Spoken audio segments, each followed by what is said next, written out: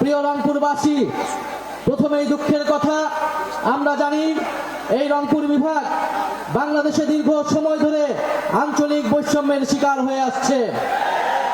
আমরা আশা করেছিলাম গণ অভ্যুত্থান পরবর্তী এবারের নির্বাচনের পরে যে সরকার গঠিত হয়েছে তাদের প্রথম বাজেটে রংপুর বিভাগের প্রতি সুদৃষ্টি সুনজর দেওয়া হবে, কিন্তু আমরা দেখলাম এবারের বাজেটেও বাজেট বৈষম্য করা হয়েছে রংপুর বিভাগের সাথে। এবং রংপুরবাসীর সৌভাগ্য না দুর্ভাগ্য আমি জানি না, এই রংপুর বিভাগের বেশিরভাগ আসন বিরোধী দলের এমপিদের হওয়ার কারণে সেখানে বরাদ্দ পরিকল্পিতভাবে কমিয়ে দেওয়া হয়েছে। রংপুরে কোনো বড় উন্নয়ন প্রজেক্ট রাখা হয় নাই, উন্নয়ন বরাদ্দে এত কোটি কোটি টাকা রাখা হয়েছে, রংপুরে কোনো বিশেষ বরাদ্দ রাখা হয় নাই। বরাদ্দ সব যাচ্ছে বগুড়ার শিবগঞ্জে।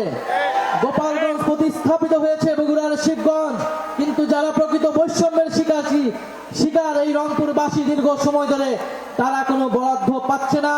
সরকারি দলের এমপিরা যেই বরাদ্দ পায় বিরোধী দলের এমপিরা তার 3 ভাগের 1 ভাগও পাচ্ছে না।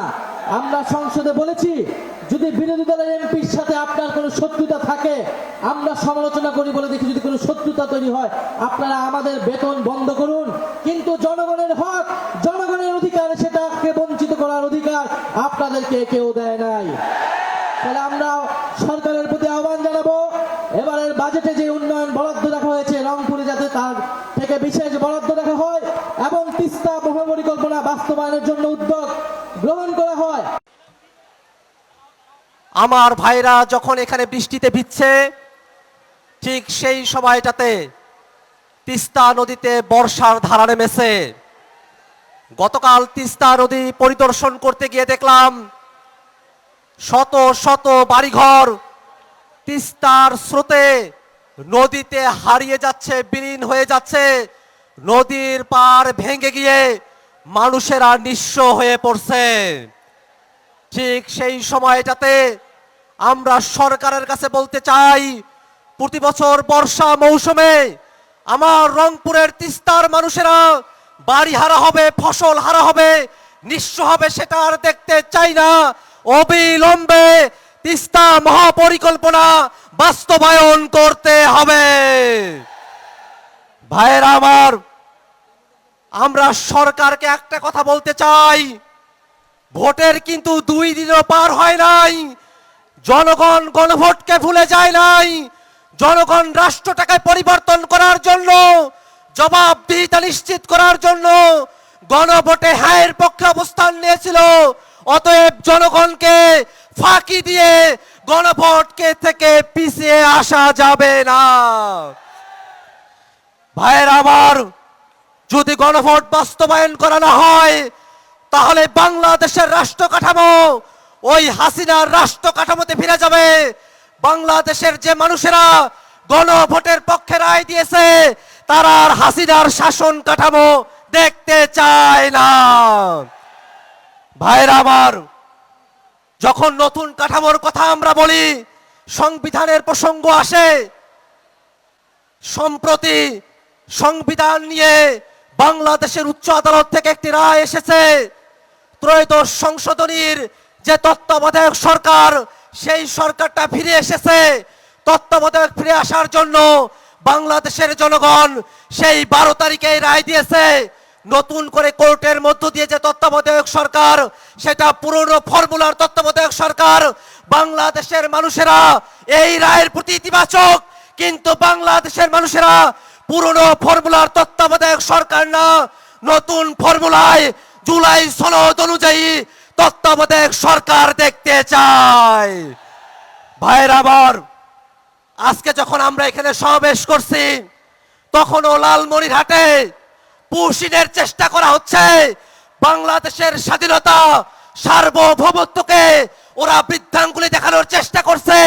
আমরা রংপুরের মানুষেরা বলতে চাই, রংপুর নিয়ে যত ষড়যন্ত্রই করা হোক না কেন, এই রংপুরের মানুষের বুকে 1 ফোঁটা রক্ত থাকা পর্যন্ত রংপুরকে অন্য কোন বিদেশি দাবিদার রংপুরকে দখল করার সাহসও করতে পারবে না।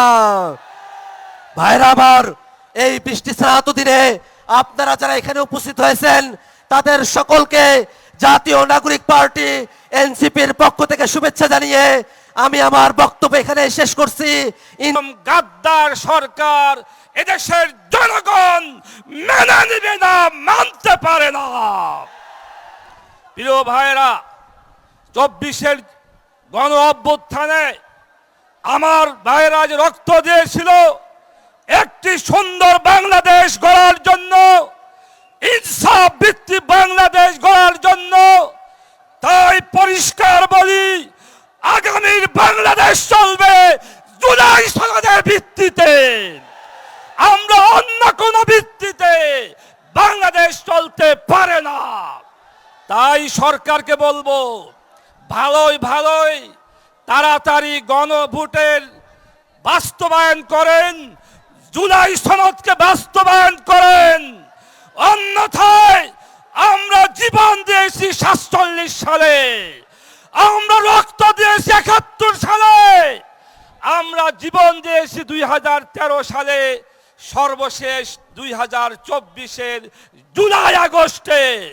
প্রয়োজনে আরেকবার জীবন দিব, রক্ত দিব, আরেকটু অভ্যুত্থান হবে, তবুও গণভোটকে বাস্তবায়ন করাই ছাড়বে ইনশাআল্লাহ। দ্বিতীয় কথা হলো, আজকে সারা বাংলাদেশে মাত্র 4 মাস হলে একটি সরকার ক্ষমতায় আসছে। মানুষ এখনই বলা শুরু করেছে এই সরকার কয়দিন থাকতে পারবে। জনগণ বলে, জনগণ এই সরকার কয়দিন থাকতে পারবে। এর কারণ হলো আজকে সারা বাংলাদেশে চাঁদাবাজি, দখলবাজি, ধর্ষণ সহ, দুর্নীতি সহ দ্রব্যমূল্যের ঊর্ধ্বগতি, অর্থাৎ দেশের মানুষ শান্তিতে নাই, দেশের মানুষ শান্তিতে নেই। তাই আজকে জনগণ বলে এই সরকার আর কয়দিন ক্ষমতায় থাকবে। পরিষ্কার কথা বলি, মাননীয় স্বরাষ্ট্রমন্ত্রী, আপনি তো আজকে শুধু স্বরাষ্ট্রমন্ত্রী না, আপনি হলেন এখন দেশের সার্বিক মন্ত্রী। আপনি সকল মন্ত্রণালয় বাদ দিয়ে আপনার মন্ত্রণালয় সামলান, চাঁদাবাজি বন্ধ করেন, আইন শৃঙ্খলার উন্নতি করেন, এবং মাদক আজকে সারা বাংলাদেশে আমার যুবক ভাইদেরকে ধ্বংস করে দিচ্ছে, এই মাদক মুক্ত বাংলাদেশ গড়ার চেষ্টা করেন। ওই দিন দেখলাম জাতীয় সংসদে আপনাদের দলের এই একজন সদস্য গয়েশ্বর রায়, উনি বলেছেন মাদক তো বাংলাদেশে তৈরি হয় না, মাদক